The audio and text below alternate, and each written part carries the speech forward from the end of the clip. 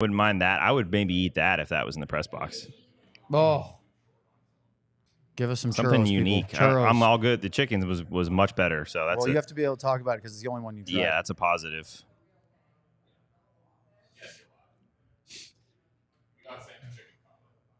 Every day. Talking about chicken. Where are we? Oh, we're Chicken here Express. now. Every day.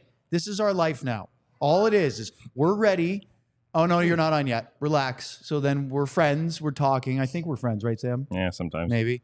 And so here we are. And then every darn day. You didn't extend that olive branch to me. Oh, Luddy, I assume we're friends. Okay. I'm not asking. I don't have to ask you. You know what they say about assuming. Listen, unlike Luds, I won't be, or unlike Sean, I'm not reluctant to agree with some of the fine points my show hosts or show co-show. That's we're Can off we the start rails this there. all And over? start the Let's show. do it again. Let's start the show.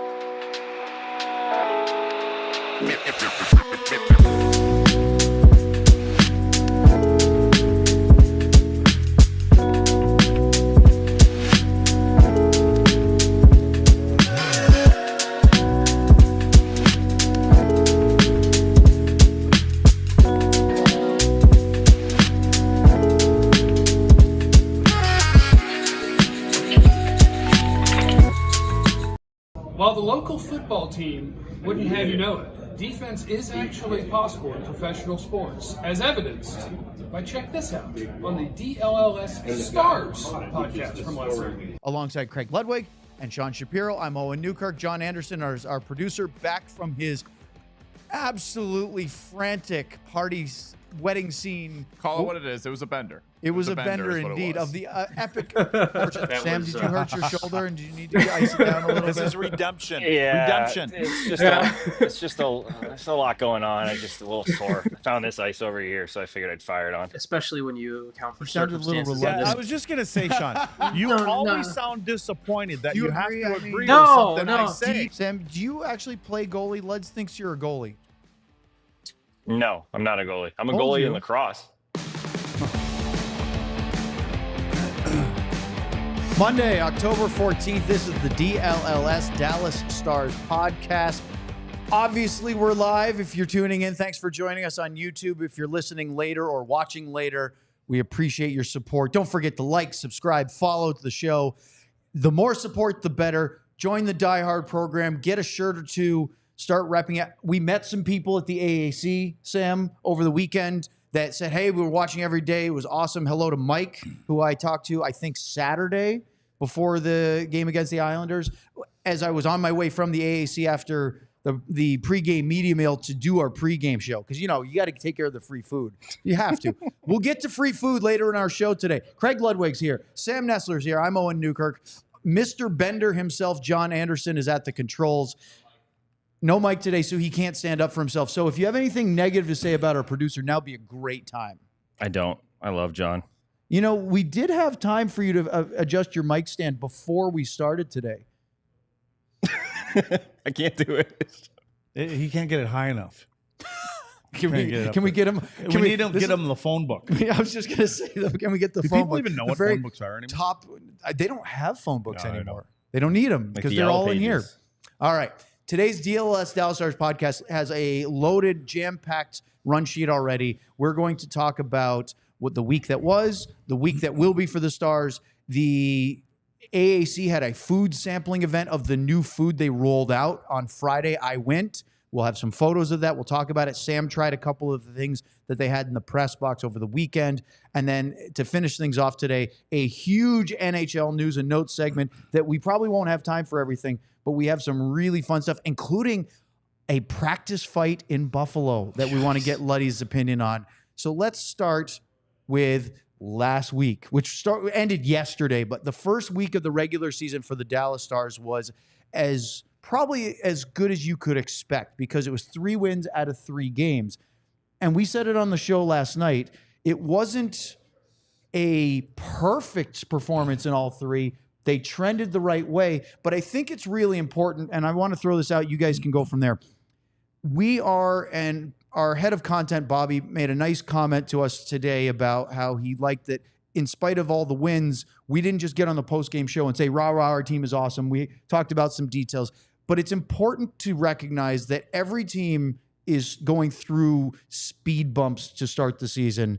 No one's going to be perfect. Some larger than others. Some much larger, and we'll get into that later too. But it's important to say how well things have gone, while also we kind of nitpick things like the power play could do a little bit better. Some of the D coverage in the first game wasn't great, but has improved.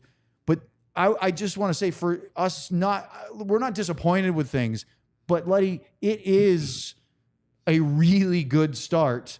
Anytime you go 3-0, you're putting yourself out front at the start of the season. Yeah, any of those areas that you're speaking about, they don't seem as glaring when you're finding ways to win the hockey game. But the good news is, in just the 3 first games, in my opinion, is that they've gotten better every game. And the things that we're talking about, maybe coverage in the D zone, power play, puck set, might try to squeeze a pass here and there, and instead of getting it up to the net, they're making adjustments. And so the next game, not so many passes on the power play.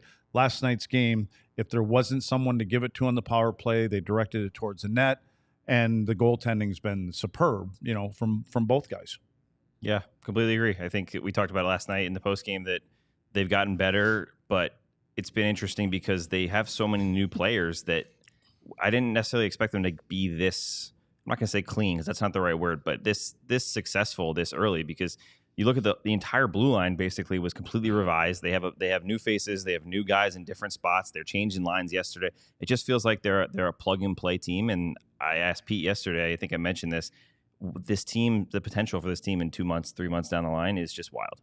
Yeah, so again, I said this last night, you cannot make the playoffs by having a good start to the season, but you can really put your playoff chances in a bind if you have a horrible start. Amazingly, Edmonton last year overcame a near franchise record poor start to the season. Might have to do it again. And yeah, they are not off to a great start. We'll get to that. By the way, look at the bottom of the screen if you're watching right now. John is going to be really leaning into this ridiculous but funny franchise record 164-point pace as long as the Stars don't drop any points. Let's make sure here. If something happens where they lose a couple games in a row, the sky isn't falling. Season's over. You know what I mean? The season's over. They're not making the playoffs.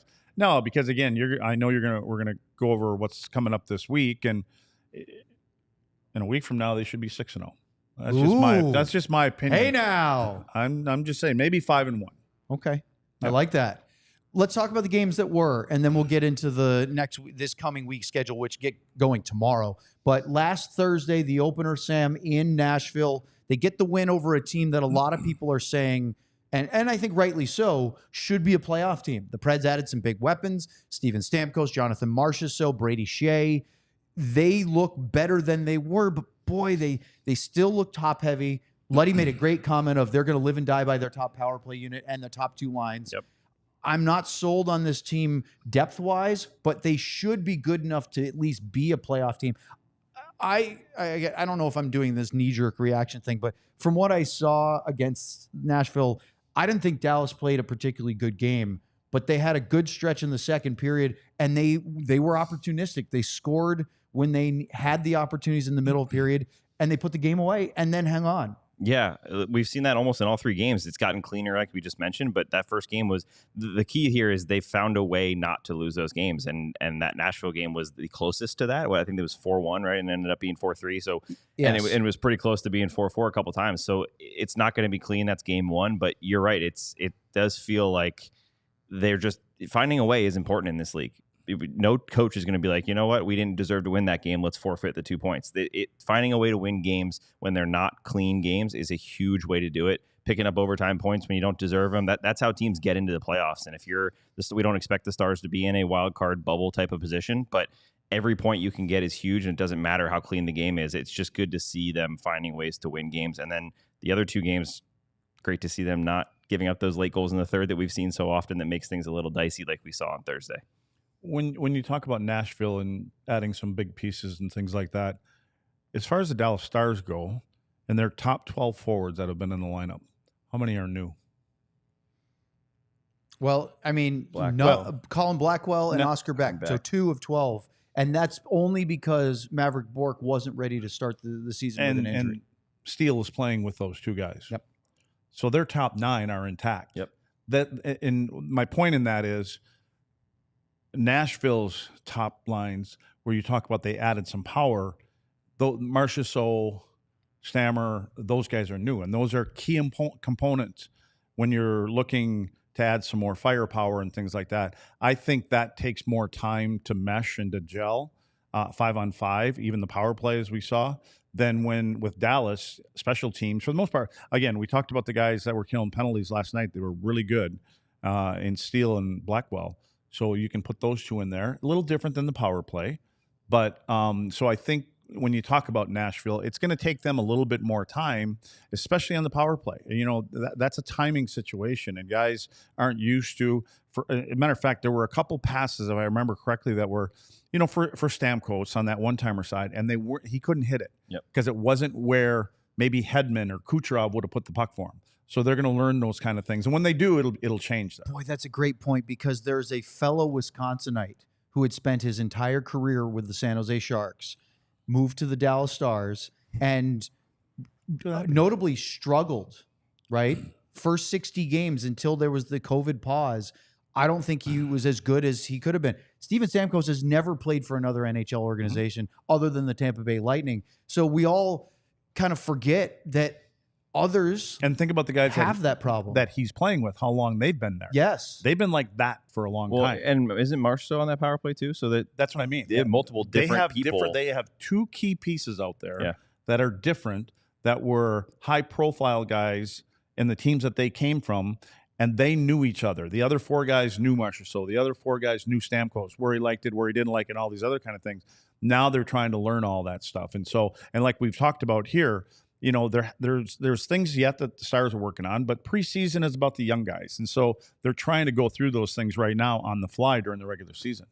Matt Duchene, I thought, really integrated about as quickly as a new player could last year. He and Seguin had such quick chemistry, and with Mason Marchment, they really got out of the gates well. But Duchene had been at 3 or 4 different clubs, right? Colorado, Ottawa, Nashville, Columbus. Those moving those around, I don't think it makes it easier, but I think it makes it less difficult. Why do I say it like that? Well, because if you've always been in one organization in the NHL, especially for more than a decade, you get very accustomed to how things are done.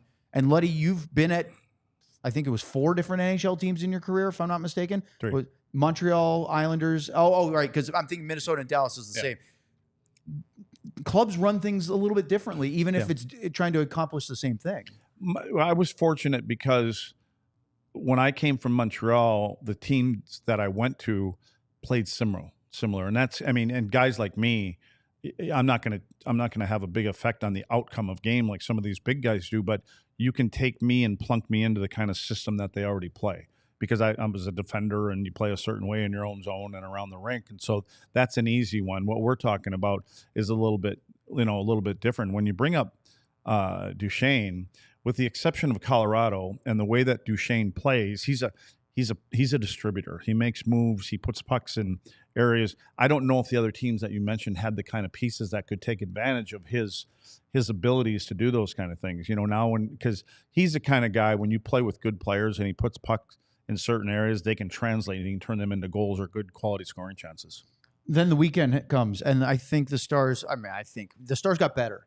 And they got better not by being more offensive, but they got better by cleaning up some of their defensive coverage and play. And obviously they blanked the Islanders and then the Kraken on back-to-back days. Luddy, when I started with the Dallas Stars, it was the 2013-14 season. There was a narrative that Dallas couldn't win the second night of a back-to-back. It was almost a guaranteed loss. They were also going through a period where they didn't have a backup goalie playing behind Kari Lehtinen that could win a game, and they really struggle with that. Now, nobody's batting an eye that the Stars won both games of a back-to-back, and that their backup, who was making his debut, not only got a win, but a shutout. I mean, it was a really good weekend for the goaltenders in Dallas. Yeah, I don't know what the age was when you were talking about of the team. It seems like there's a little more youth on this team, and when you play back-to-back, you can recover a little bit quicker unless you've got a few old guys. But there's no question that on a back-to-back night, the goaltender becomes the most important piece, because it could be a slow start. It could be in the middle of the game. There's going to be a pocket where, you kind of run into the wall, and then you try to regroup yourself and get yourself back on track. And and then you finish the game hopefully strong. But it's those pockets where the goaltenders have to make those saves like any other time. And I think a backup guy that goes in and he knows that they've played 3 games in 5 nights or whatever it may be, knowing that their tanks are on a little E, and so I got to be a little sharper. So over the weekend, from an offensive side, you get 2 goals from Tyler Seguin. jamiebenn scores. I mean, it was like they call it a retro, and Jamie kind of joked is anytime Jamie and I score in the same game, everybody references 2015. Yeah, he didn't like that. Marchment had a couple assists in the game on Saturday, so he had 4 points in his first 2 games. And then we had other contributors on Sunday with Steele and Johnston being the goal scorers. And this is Dallas Stars hockey under Pete DeBoer. It's balance. You get it from contributions from everybody. And I think, yes, it makes them a great road team, but also makes them really tough at home because you just don't know where the goals are going to come from. Yeah, I think now all 4 lines have scored, which is what we expected from this team. And I think going with Lutz was just saying goaltending and structure and system is what the road games, the back-to-backs, all those tough situations is what makes those games. And this system is just built to play the same way every night. They have the players to plug in and do it, and they're doing it right now. And I think that's the key to them winning these back-to-backs and road games specifically, and then hopefully being tougher to play at home. Up next, we will talk a little bit more about the games and maybe spend a little bit more time looking at the games coming up this week. 3 more games on the slate in week 2 of the Stars regular season here on the DLLS Dallas Stars podcast. We're back, so I get to read about Sleeper now. Love my Sleeper. Sleeper is the best fantasy league out there, but also the best if you want to make quick and simple picks. Tonight, I got Cole Caulfield. Somehow, Cole Caulfield, half a goal is 2.32 times your money, even though the guy has 4 goals in 3 games and is like the most lethal sniper besides Dylan Gunther in the league right now. Still, that's an easy pick. So Cole Caulfield switches numbers 13 to honor Johnny Gaudreau. He's been on fire. I don't know if you guys saw that shot against Linus Ullmark on Saturday, picking the corner on the near side. Hockey night in Canada too. Yeah, if there's ever anything on Cole Caulfield, I suggest you take the pick on that one. If you think you have what it takes, download the Sleeper app, use the code DLLS Stars to get up to a $100 match on your first deposit. Terms and conditions apply. See Sleeper's terms of use for details. Currently operational in over 25 states. Check out Sleeper today. Let's talk about Shady Rays. Get ready for the fall season with quality shades built to last.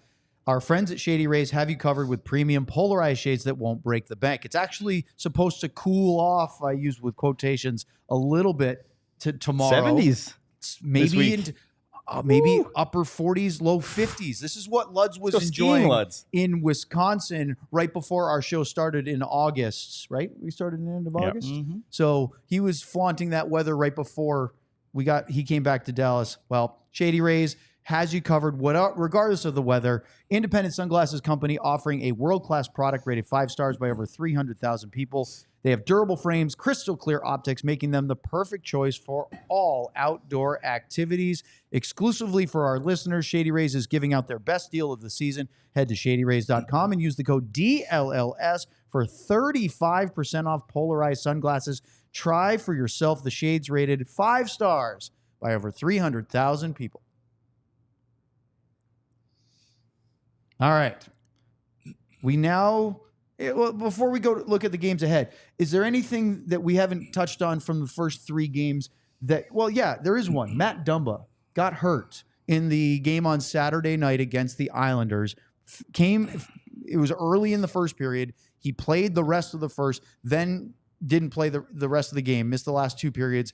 And then the Stars had Brendan Smith come in and made his Dallas Stars debut. And Brendan Smith was really good, much better than that preseason game that we talked about when we did our preseason broadcast for the final one at St. Louis. We're going to find out maybe more tomorrow at Morning Skate because the team has a day off today. What are your collective thoughts about the defense and how they absorbed losing a guy that was a pretty big free agent ad for this team in the offseason?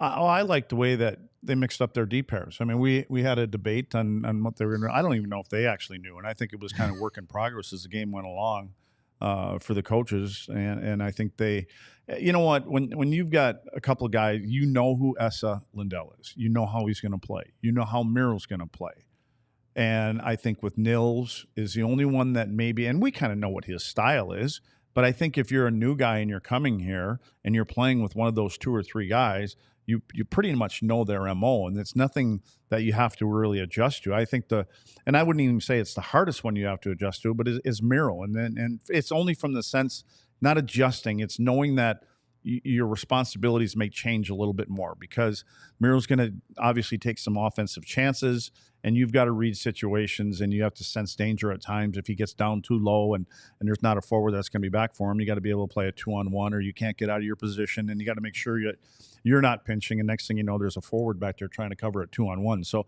but I think the other guys, I think that's a good news when you come here, especially with the D-Corps, is there's no questioning who at least 2 or 3 of these guys are. Nils is still trying to grow into who he's going to be and consistent and things like that. So, but they all adjusted well, and I think that's a great sign, because then they can kind of jump up and down from pairings too if they have to.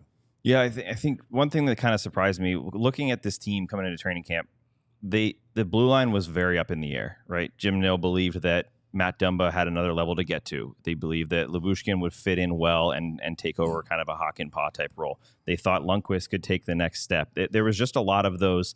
If this happens, this is a great unit. If it doesn't, 1, 2, or all 3 of those things don't happen, all of a sudden it looks dicey. And so far, it's looked good. But my biggest surprise was that now when you look at it, it's like, okay, Matt Dumba goes down, and you're like, uh-oh, this all of a sudden this blue line doesn't look very deep. But then you look down, Smith plays great, and he fills in. Capobianco's down in the AHL. Petrovic's down in the AHL. Bischel, I don't believe will come up anytime soon, because I think he wants to play down there. But it just doesn't feel like they're in any trouble. I don't have any issue with them calling up Petrovic in a situation they need it. No, not at all. And so it feels like from the unit that I thought would be the weakest, all of a sudden it looks a lot stronger, and that helps a lot if Brendan Smith can play really well and the rest of them can stay healthy. But if it doesn't, and we're going to see some injuries throughout the season like usual, I don't have a lot of worry with that unit. You know what helps too is the system that Dallas plays, and I'm obviously only going to speak about their own zone, and we've been talking about that. And in the first game, they were a little loose, and their coverage was spread out a little bit.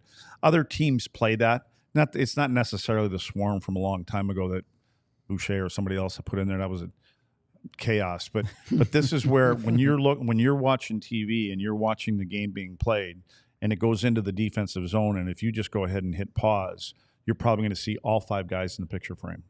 I was watching Edmonton this morning, and you may see 2 guys. So it's a total different system. The reason I bring that up is that if you make a mistake, there's 4 other guys right there. Yeah. So you have a picket fence to get through. It's not going to be just daylight getting to the net. And again, I've always been the guy that I don't like man-on-man, because sometimes you get your guy and you follow him out of your position, and then they say, well, somebody's supposed to fill that hole. Well, but he's got his guy, and he's following his guy all around. So this is a little different. This is having numbers all over. And so I think it lends to new guys coming in. They have to learn it a little bit if they haven't played it before. But when you think about it, I bobble a puck, or I lose my guy for half a second. There's 3 more guys standing right here. Helps that you have 2 great goalies too, just in case those guys break down as well. It's a very deep and leveled team that defensively, I think it's shown already. This week, the Stars will play 3 games as they continue this ridiculously tight schedule. The reason why it's so busy is because, of course, they have a trip to Finland at the beginning of November. They also have the 2-week break for what was the All-Star break. This year is the 4 Nations. They'll have an Olympic break next season, so that'll be similar, although I'm guessing the Stars won't have a global series trip next year, so that might help a little bit. But they will not have a full team practice. Now, I'm talking about a morning skate. I'm talking about a full 45-minute to an hour-long hard team practice to work on a lot of things until after Game 6. Now, they did have a skate on Friday, the 11th. It was last Friday after the Nashville game, because they had an optional morning skate on Saturday. They didn't have a skate at all on Sunday because of the back-to-back. The day off today, they are not going to practice on Wednesday after the San Jose game. That's what we're going to get into now. They have one scheduled after the Washington game because they have an afternoon game against Edmonton. But these are going to be really, really light. I expect that to be quick, kind of like a replacement for morning skate for the Edmonton game. Luddy, they have the Sharks on Tuesday. They go to Washington to play the Capitals Thursday night. That's an early game for us, so 6 o'clock Central Time. We'll be on at 5:30 for our pregame show for that one. And then 3 o'clock, an afternoon game against Edmonton. And it's good that things are going well in the results column because there's really not room to work other than watch video in the first week and a half of the regular season. Yeah, and they won't, but don't get caught up in how these teams are doing right now. Because when you look at their even combined coming in here, goals for, goals against differential, it's like minus 15 from these three teams, which is crazy. And Edmonton is a minus 12. I mean, they gave up 6 in the first 2 games, I think, right? It's not gonna last. They're gonna come out of it. And for Edmonton, maybe the perfect game for them to play is against Dallas because of recent history, the way that Dallas plays and the way Edmonton plays. But, just starting with San Jose, I'm disappointed because we don't get to see Celebrini. Me too. It doesn't sound like it, right? No. He's out. No, At he's least a definitely week. out. At least So a week. Celebrini is listed officially on IR, so he has to miss 7 days. Yeah. So he's not eligible to come off of IR until I believe Friday the 18th.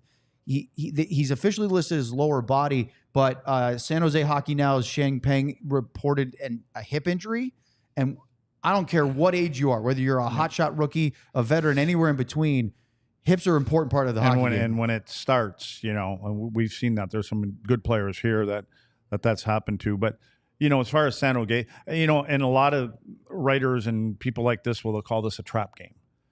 And I've always disagreed with that because a trap, there's all different kinds of definitions, but a trap is something that you're not aware of. Well, we know that they're not a great team. So don't play down to their level. Just play your style. It's interesting for you to say that because I always think of a trap game as the first home game after a really successful road trip. Why is that? Because you're tired and you're coming back home? No, I think it's if you've had a good trip, maybe there's a bit of a letdown after a long road because trip. you're coming back home, you think it's going to be easier. Yeah, but we're aware of that. So it's not a trap. Everybody, but yet it happens. You see these sort of lethargic performances on the first home game after a road trip, especially if they've been winning. So, I wanted you to elaborate a little bit. The last game of a homestand before a albeit 1 game road trip.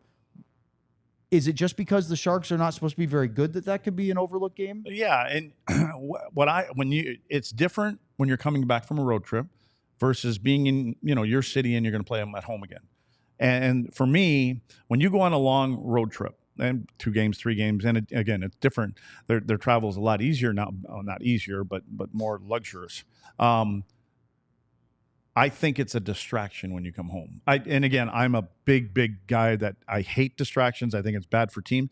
And this is not a bad thing. It's when you're on the road, it's you in your room and your TV, and that's it. A lot of these guys have kids and friends and family. And so you come home and there's these little things that are going on, and maybe you're not as dialed in as that first game back. But after that, you kind of settle in. Okay, we're back, and we move on. So, but again, I just think it's the group too. I think that when there's a group that's motivated and they're all in it because they got as far as they did last year, and there's a couple teams, Colorado's another team. There's some teams that we expect right now that are supposed to be up here, and they probably will be up here at some point.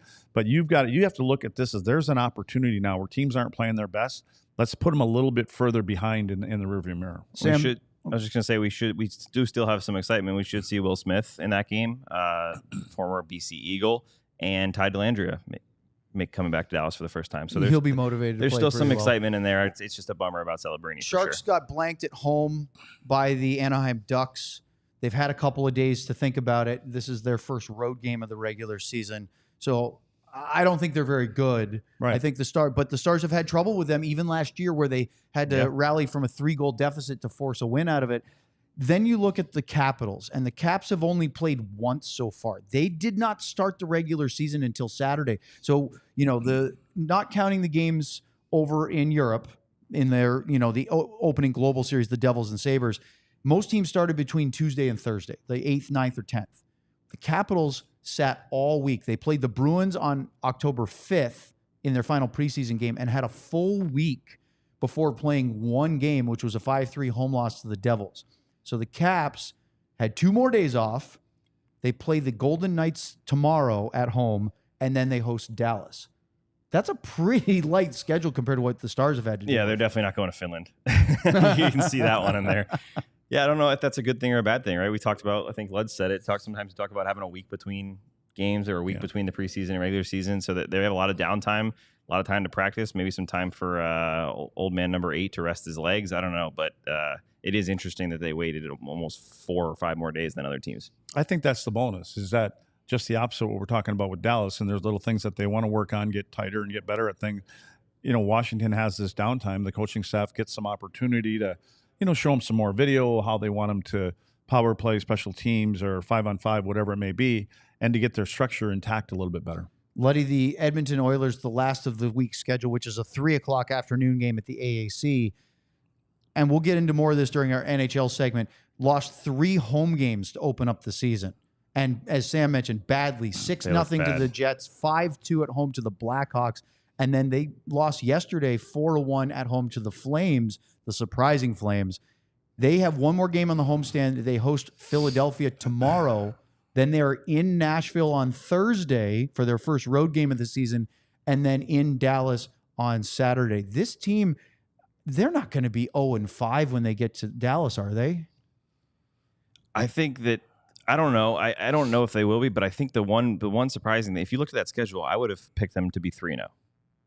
Probably. At least 2-1, right? Maybe 2-0-1. At least beat Chicago and Calgary at home. Yeah. Yes. And the fact that they're 0-3 and looked bad, they just don't look like the same team. They don't look as quick. They don't look like they're crisp. They've been jumping their lines all over the place and their pairings all over the place. So maybe they just, like Lud said, maybe they just need to get to that spot and then they'll hit the ground running a little bit. Maybe that's now. Maybe it's against Dallas. I don't know. But it's just been really surprising. You don't want to make too much out of a start to the season, but it's very surprising when a team that is picked by many to win the Stanley Cup, or at least get back to it, is looking so terrible.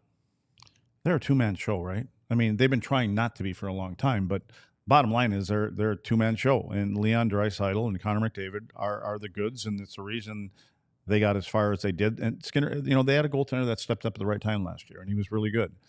But right now, Connor McDavid has 2 assists, and Leon has 1 goal, and they're a -9 combined. So, and again, that's not going to be that way the whole season. Those guys will score. But the deeper that hole gets, the harder it is to climb out of it, So I would think that there's probably some individual frustration with those 2 guys. But obviously, anytime that you have the kind of run that you did last year, you kind of expect to pick up where you left off. And that's where the problem is you expect to pick up where you left off. And if you don't put the work in, you get results like this. And there's, in Edmonton, and, they're going to be down on them. I don't think they're going to burn the flags or anything like that, but they know that this team is supposed to be better. And I think, if anything, they're probably going to be down in the goaltender, because I think he kind of played above himself at the perfect time, right? Yeah. So I'm guessing they're gonna lean that way. I mean, he's 0-2 with a 5.4 goals against and 805 save percentage. That's tough to swallow as a team and as a goalie. It's not a good number, but it's 2 games. Yeah. So the math gets skewed. If that's 10 games in and those numbers are around there, then you're really hitting panic mode. They don't have Evander Kane. They lost the 2 guys, Broberg and Holloway, to the offer sheets. That I think was. Is there more again? to it I than talk you about think? distractions. I think that was what. Wait, what? These young guys? Wait, Broberg especially. I just think that there's those things bothered certain people, and they probably look at management and go, well, how did we do that? And then you have to go, well, we had to pay Leon, and if we had to pay Leon, maybe we couldn't afford Broberg, and it didn't fit in to the cards. So decisions GMs make. And remember, it's not just Doug Armstrong who offer sheets the Edmonton Oilers. Those players had to sign those offers as well. Yep. So it's a 2-way street. So as much as everybody likes to bag on the St. Louis GM for, he'd offer sheet his mom if she was the, GM of the other team, the players had to sign those too. St. Louis is off to a better start than expected too. Mm-hmm. So Army's a competitive guy, and he's going to do what's best for his organization. I want to give a quick stick tap to Victory Plus. We watched some both on the road in Nashville, which was not on Victory Plus, but we watched it at the arena. Sam and I had them on our laptops so we could rewind and watch scoring chances and stuff as play was going on. Luddy was in the studio rewinding and watching the games. I thought the clarity, the resolution of the broadcast, I know for a fact it's in full 1080 HD The Bally's broadcast, like many of the Fox broadcasts, are at 7:20. So to me, it's sharp, it's clean, it looks great. Plus, I actually got this confirmation from one of the Victory Plus head honchos. Their full game available broadcast is almost instantaneously uploaded to the app once the game ends. And one of my big pet peeves of watching streaming services is if I can't be there when the game is live and you miss the end of the game, you want to go, like if you DVR a game, you record it, you can watch it whenever you want. Well, on streaming, many times you have to wait 6-8 hours or even the next day for them to put the full game replay up on their platform. And I found out for Victory Plus, the Stars game, let's say you miss Saturday's 3 o'clock game against the Oilers. When it's done, almost instantaneously, that whole thing's available. And I think that's really awesome. Yeah, you make it sound really easy because if you had a camera on me up there, well, I heard you and the remotes was its own adventure. Train wreck. Three TVs, 3 remotes. They're not necessarily synced up on the same time. So you try to pause one and get it on the same time. So you're looking at 2 screens. I'm trying to watch another game. And then I grab the wrong remote to change the channel on that game.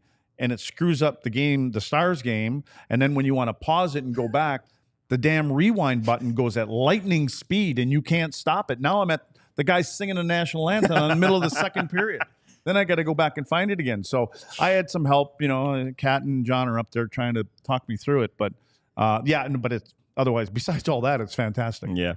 Well, John, there's your clip for the day. Oh, yeah. Yeah, for sure. It's a clip.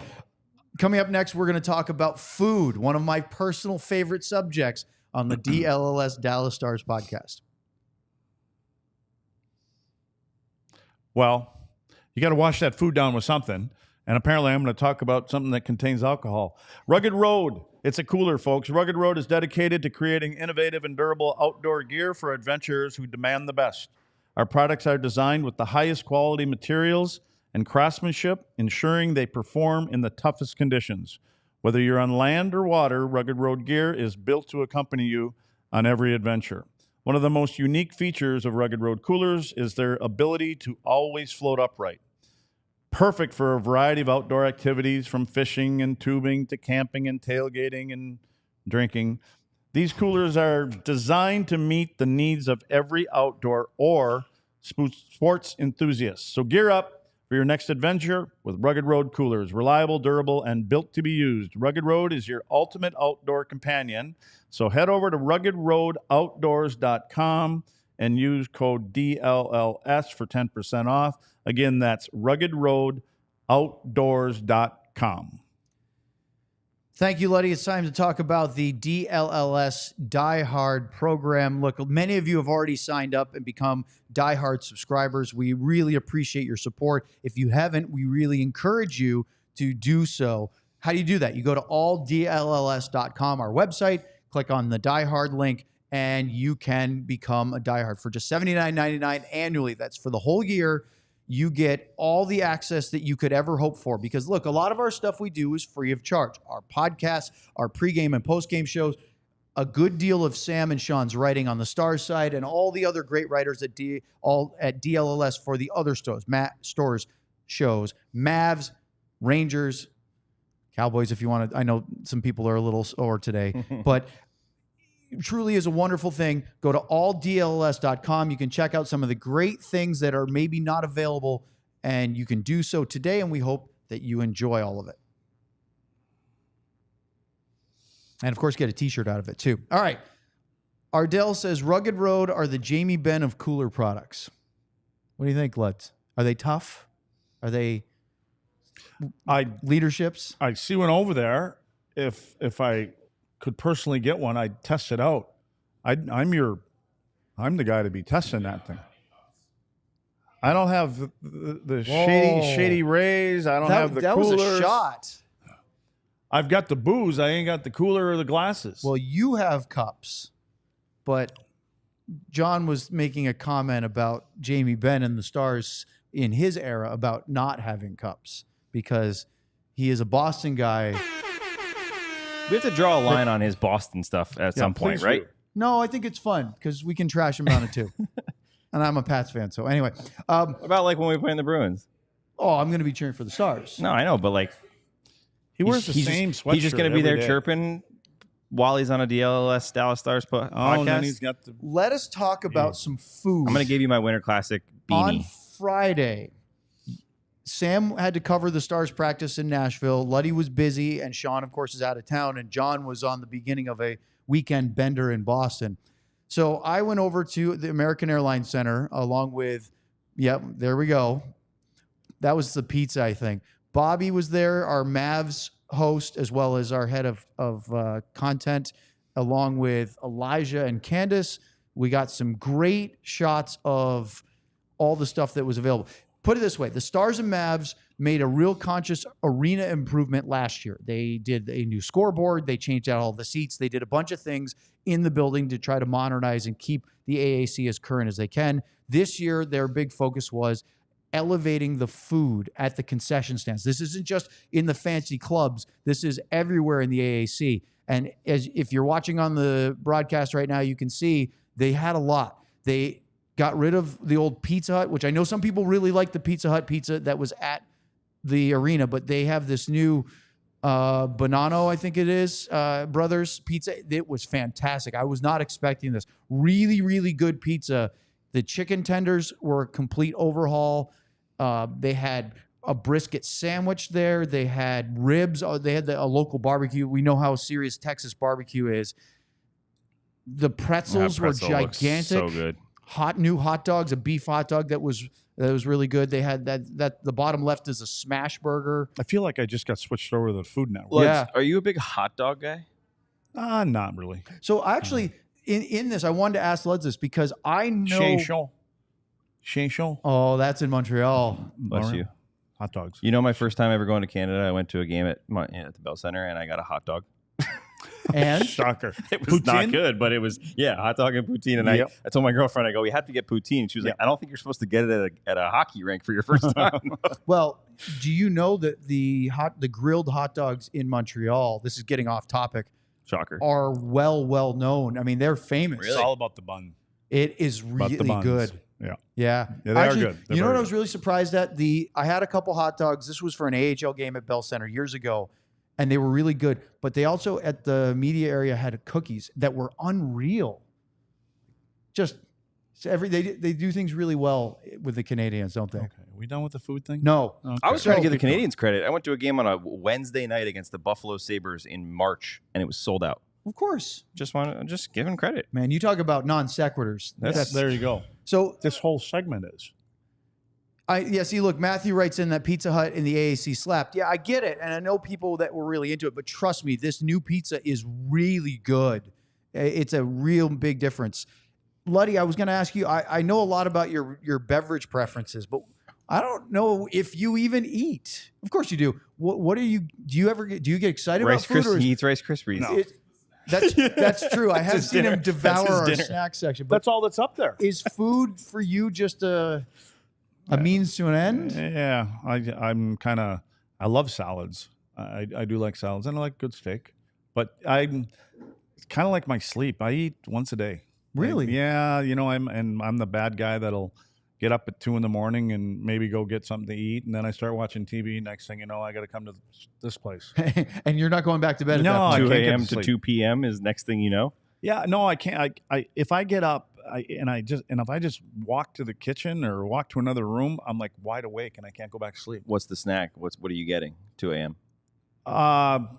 Miller Lite, like just what food? Any food? Oh, food. No.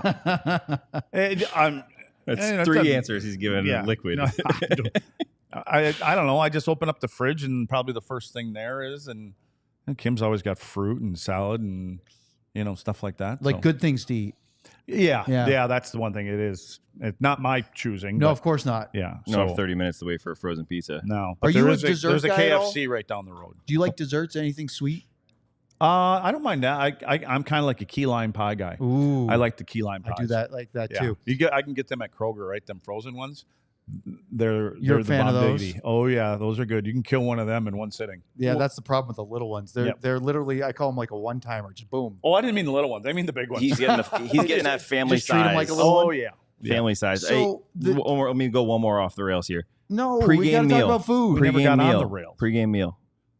I was chicken and spaghetti. Okay. That's all I want to know because that's been very common. Yeah. Chicken, spaghetti, all my children. That's how it worked. So you have your protein, you have your carbohydrates. That's pretty common. The chicken tenders, they made a big deal to say that this was it's a big selling item in American Airlines Center. And these are fresh, marinated for a day. These are not frozen tenders you just pop into the fryer. You got a chance to try them because they brought them up to the press box over the weekend. It's the same ones that we had at the event on Friday, which, by the way, our friends Rob Schickley and the Tony Fay PR people that helped put this on, and they do a great job. What'd you think of the tenders?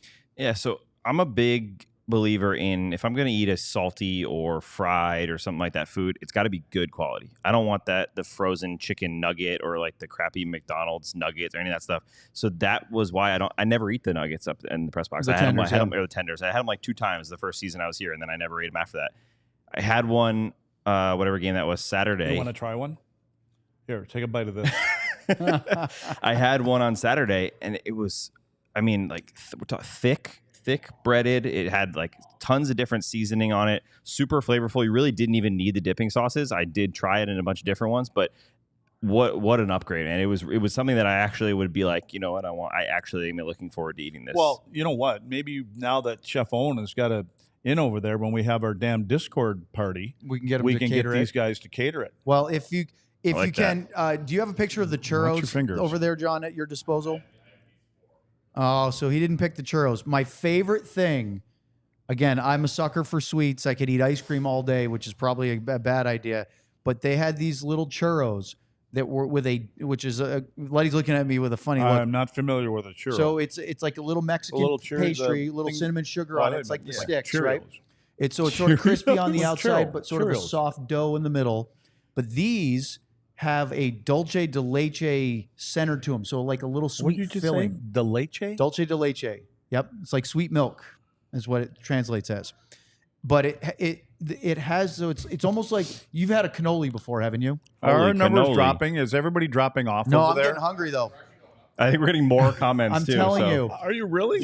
these we little should change. churros. We should change the format of the show then. I ate a couple of them. I actually went to get another one. Candace and Elijah can attest that I was going gaga for these churros. Did they were have really multiple good. different, like, were there different flavors? It looked The, like the some churros had, were the same. They had and then they had multiple stuff you different. dipped in it. Or you dipped No, in it. that you're thinking about the street tacos or the It looked like there was some that had like chocolate in them and some that were vanilla. the one or that I something. had was all the same. Okay. There may have been some dipping sauces on the display, but Maybe. they didn't have those for us. So it was a big deal. It was delicious. And as Luddy's falling asleep because he's not a big foodie, I will tell you this: the Texas-sized Philly cheesesteak sandwich was good too.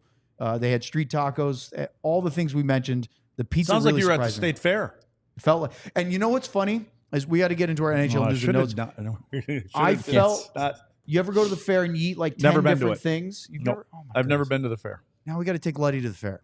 So You gotta I don't go. get all out much. They all have all these different fried foods and things, and you eat this, and then you go, "Wow, that was really weird on my stomach to eat a few of these bizarre combinations you'd never eat in a meal." Sounds like it'd be hard on Well, your stomach. when you eat a small piece of all of these different things, and I remember I was leaving the other day, I went, "Wow, that was a weird combination of eating." Right? How do you think your intestines You're are feeling? hanging out in the bathroom for a few hours. I was okay, but it wasn't like I had a salad and a nice, well-portioned diet meal. So anyway, if you are going to Stars games or Mavs games at the AAC, you should check it out because it was really a concerted effort to elevate some of the food. And this is at some of the regular concession stands. It's not like you have to go up to the Legends clubs or the VIP sections or anything to get it. So there you go. Food talk here on the DLS Dallas Stars podcast. Let's talk about that DLLS. Let's talk about being a diehard. If you want to become a diehard, which you should be already, honestly, we got Mavs. Mavs start in, I think Kevin said 2 weeks, something like that. They play their first game. So we got seasons getting rolling.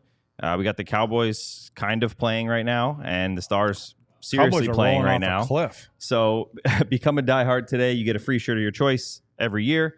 You get access to our premium diehard content. That includes the Discord. That includes the articles that are behind the paywall.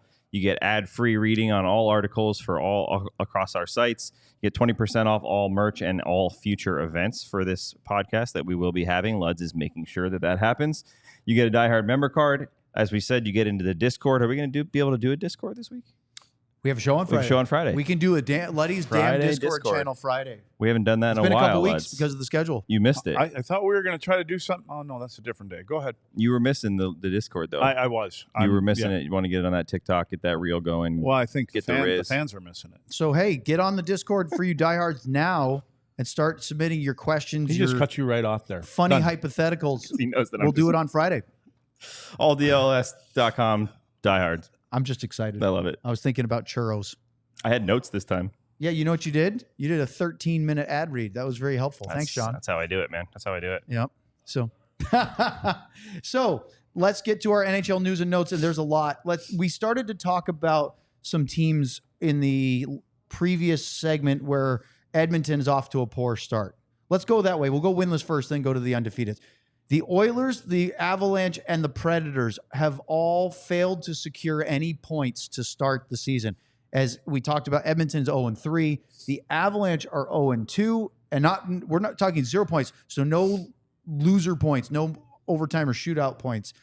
And Nashville's 0-2. Now, again, it's early, but Luddy, if you were to say coming into the season that Edmonton, Colorado, and Nashville would get through the first week without a win, I would have said you're full of it. Yeah, not a chance. And again, it's hard to explain. It's hard to explain Edmonton. It's Nashville, I think not that, they don't have a win yet, but I just think that they've got some more moving pieces there that they're trying to get, used to. And Colorado, they're missing some key parts yet. So, and, I talked, again, me with the cloud hanging over them, I don't know if they're waiting for Val Nichushkin to come back and save the day, and we've said the issue with Colorado, even when they won the Cup, that they're a team that they have a lot of bullets for their guns, but the one thing they didn't have was a top-notch goaltender, and it's been a problem for them early on this year. Well, Darcy Kemper got it done. He actually looks good in L.A. to start. Yeah, he does. Yeah, Kemper got it done because he got some run support. Well, that helps too, right? Yeah. But again, they don't need Alexander Georgiev to be a Vezina Trophy candidate to win, but they also need to have him not ride the roller coaster of great one night, give up 4 the next. And some bad ones. He let up some bad ones. Yeah. I don't remember which game I was watching over the weekend, but he let up a few, 3 or 4 that just should not go in. But the thing about Colorado is it's like you're watching them and you're like, man, they look bad. There's nothing going on. And then Nathan McKinnon all of a sudden throws this spinning backhand pass through the slot and they get a chance and all of a sudden they start rolling and going. So that might be just the way their seasons go. Once they start rolling a little bit, McKinnon starts going downhill, Rantanen starts scoring, McCarr starts going, they just start going. But interestingly enough, I don't have the exact stats in front of me, but I think you mentioned 2 of those teams that haven't won a game are in the Central. I think Colorado and Nashville. Yep. I think 3 of the 4 undefeated teams are also in the Central. Yeah, well, that's a nice segue, Sam, so I appreciate that. I didn't even know that. I was Dallas, Winnipeg, Vegas, Utah, Tampa, although they only played 1 game. They had one of their games postponed because of hurricane cleanup. Undefeated teams and the Calgary Flames. That's the shocker of the One bunch. of these teams is not like the others. Yeah, that's the shocker of the bunch. But again, it's just like the teams that don't have wins for me right now. I would just 3-4 games into the season. So I think it's a little early to say the sky is falling for a couple of these teams, and even for the teams that are winning. The Winnipeg one, they've got the goaltender, and they're right now early. I mean, they last night, their end of the first period, there's like 2.8 seconds left. Love that. And I love it. They pull their goaltender. There's a couple seconds left to face off in the offensive zone. They win the draw. Shifley, and all of a sudden now you go into the locker room, then they come back and I think it was Kyle Connor that got, was that overtime? I think it was an overtime. So those kind of things are going right for them right now. But what they can do is they lean on that goaltender because Hellebuck is a hell of a guy. I think it was on 32 Thoughts today. I don't know if it was this game he was talking about, but I think they said that the face-off, whoever took the face-off on that one actually switched hands and took it with their backhand, and they won it. I don't know if it was that game or another one. No, they were talking about Mitch Marner. Maybe, must have been Mitch Marner. But the crazy thing with that is that play might have worked with 1 second left. Yeah. That couldn't have been more clean of a win, and Shifley just absolutely hammered it. But one thing, Utah is no longer undefeated. They lost 3-0 to the Devils today. Okay, in so a they very were, but still. weird day hockey. Yeah, and the Bruins lost at home against the Panthers, and you got a nice one finger Bruins are salute going from John. to was Swayman in there today? Yeah, I think so. What was the score? 4-3. 8.25. Let's see how many shots they had. Well, we'll see. Yeah, 4 goals on only 26 shots. Hey, my boy Johnny Beecher got a goal. There you go. Yep. So you look at the early part of the season, you see some of these teams get off. Well, no, hold on. I want to say something more about the empty net thing. When Lindy Ruff was coaching the Dallas Stars, it was one of the maybe my first year. The Stars, the year after, the second year, so 2015-16, they set a record, an NHL record for most empty net goals in a single regular season. And Lindy had a philosophy of, it used to be the convention for years was you gain the red line at all costs before you take a shot. Yep. Because you don't want to take the icing. You don't want to have to take a face-off deep in your own zone. Lindy went you score a goal, you end the game. So you shoot from anywhere, including deep in your own zone. And teams started to copy that. And on a practice day early in the season, he held sort of a contest to see how fast guys could win a face-off back and shoot it at the empty net and try to score. First of all, it's hard to do. 2.5? Yeah, it was about that. Yeah. And so I think anything under 3 seconds, you're pretty safe of they can't get it there in time. Right. And it's got to be clean in order for them to get it there. Really It's got to be clean. a clean So, face-off. And is there any reason why if you have an offensive zone draw with under 3 seconds to go in a period, you don't do that? Yeah, I don't know. I mean, it depends. I mean, are you going to do it when you're up a goal? And you know what I'm saying? Like, are you up a goal? Maybe are you not going to do in it? third. No, but like that's what I'm saying. Like, Yeah. I Not in think the third, there's but- going to be times you're like, what are you doing this for? Why give somebody the opportunity to tie the game up? But or if it's cut it in half or if it's something? 2.2 seconds, they can't score in that time. Go for it. I like it. I like the aggressive I like style. aggressiveness. I But you're think right. Patrick Waugh certainly likes it. Well, he likes pulling his goalie early. That's for why I'm sure. wondering if he does that. Has he done that? Does either of you guys know? What's that? Has Waugh done this attempt to pull at the end of a period? I can't speak specifically. Yeah, I'm I haven't sure seen. He has. I'm sure he likes If he's it. willing to pull a goal with like 12 minutes to go because you're down 3. I thought yesterday Seattle had Dallas had a delayed penalty. I can't remember what period it was, and I just was looking at one play in the corner, so I didn't see the ref's arm raise, and I thought Seattle was pulling their goalie Just with randomly? like no, it was the third period. It was like 12 minutes, and I was like, man, they really don't believe they could I score was going to 5-on-5. say, it must have happened after I came to the studio Yeah. because I don't remember you saying Well, that yeah, to me. I was because sitting next to if you. I believe they pulled their goalie with 12 minutes left in the second, then I really shouldn't be on this show. No. There's other debates about that. Quick note, keep an eye on the Penguins because Sidney Crosby is 1 point away from 1,600 career regular season points. Evgeny Malkin is 2 goals away from 500, 2 huge milestones for the Penguins. We could talk a lot about them, but we'll wait and celebrate their plaudits. Wouldn't it be cool if those guys retired at the same time and then went into the Hall together? Because they're both first ballot Hall of Famers. I mean, it would be. Wouldn't that be would be- fitting? It Yeah. would be really cool if they Yeah. did that. Yeah. And they're if- going to and- be first ballot ones, right? Oh, There's- geez. Yeah. As soon as they're eligible, they're in. Yeah, And if 100%. Crosby assists Malkin's goal for both of them That'd to be hit the pretty cool, milestone right? at the same time. Oh, that would be if they get them both. Wanted to talk about this video that I saw on Twitter as I was coming up the DLS elevator today. It popped on my feed because apparently I can't sit in silence for 30 seconds 30 seconds. It's On- like 4 seconds. on an elevator. No, the elevator's not that fast. I'm not like getting pulled through the floor. But check this video out from Buffalo Sabres practice. For those of you listening, I like the old school video camera too. for those of you that are listening and not watching, that's Rasmus Dahlin throwing an open ice hit on Peyton Krebs, getting up and initiating a fight with his teammate in practice. And that is kind of something you'd expect to see more in Craig Ludwig's era of practices than in the modern day. Not that yours wasn't, but the modern day, but present day, I think would be a better way to describe it. And Luddy, that doesn't seem like that was some accidental coming together that just sparked 2 guys overheating. There's something else going on. First off, they didn't get off to a good start, so that's going to be an issue there. They've got an old school coach in Lindy Ruff. They have a newly anointed captain in Dahlin, who that was. And when the fight when the hit happens, the hit was intentional, and the fight was already happening before he goes down. So there was something premeditated about it, and it just could have been a team meeting. It could have been something that he heard about Krebs off the ice. There's something more than just your training camp fight there, because it just seemed like it was meant to be and it was going to happen. And as soon as he was in the sights of Dlls, he was going to get a hit in first and then go. So there was a message trying to be sent somehow for me. That's not knowing anything about it. I agree. I don't know if it was specific to Krebs. Maybe I think you were saying, Luds, maybe he had something personal that was leading to the way Buffalo's playing. Maybe Krebs had a bad attitude. I don't know the details of that, but I don't think that was a we're fighting kind of situation, like he was mad at him or anything like that. That was a captain that maybe with the promotion from his head coach could have had to send a message, because that team's looked bad, and I think they know that they need to step up right now before the season gets away. Remember how I talk about distractions and black clouds? He could have been both of them, and we're going to handle it right now.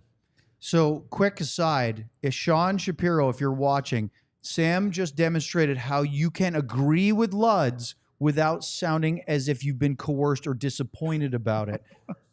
Coerced. You see? Coerced. It's not that easy, is it? No, I said it right. He's just making a joke.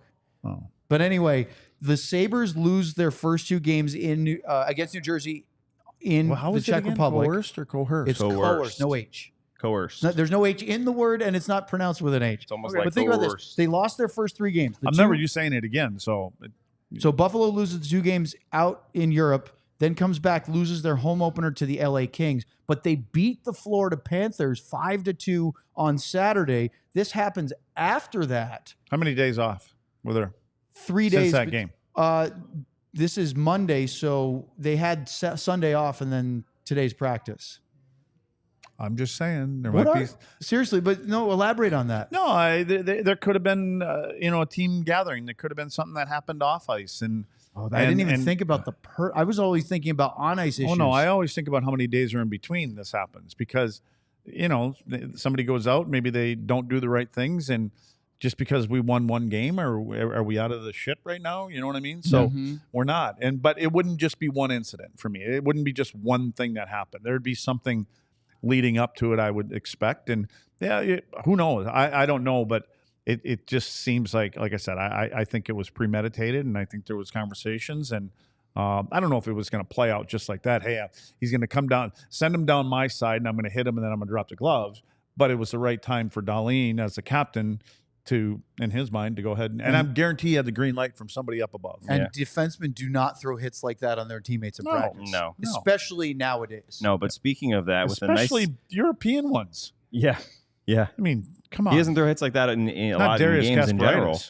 But someone who does throw hits like that, Matt Dumba, I'm just going to bring it. I know we mentioned it earlier, but a bunch of people are asking if we have any update. We do not have an update on Matt Dumba's injury. He got imaging done today. I am annoying the PR team to try to get one, but I believe we won't get anything until tomorrow at morning skate. So just a quick final thought on the Sabres. They play the Penguins on Wednesday, so they have a couple days to think about this. They play in Pittsburgh, then in Columbus on Thursday.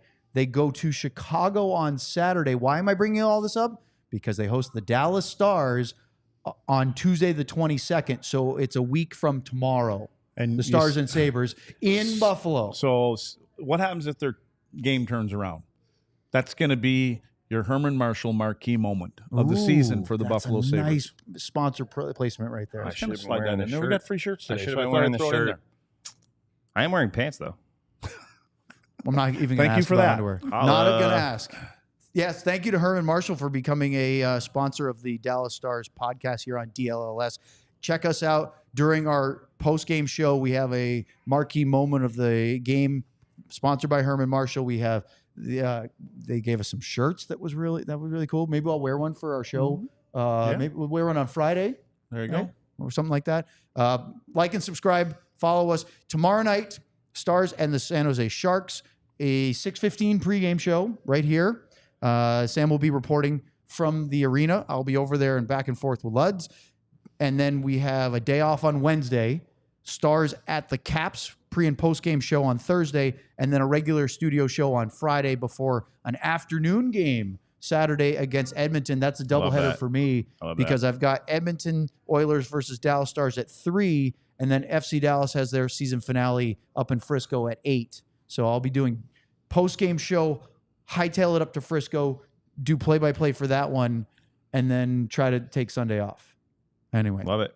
Guys, it's been a pleasure. Good day today. Always. Lot of hockey to talk about as the season enters week 2.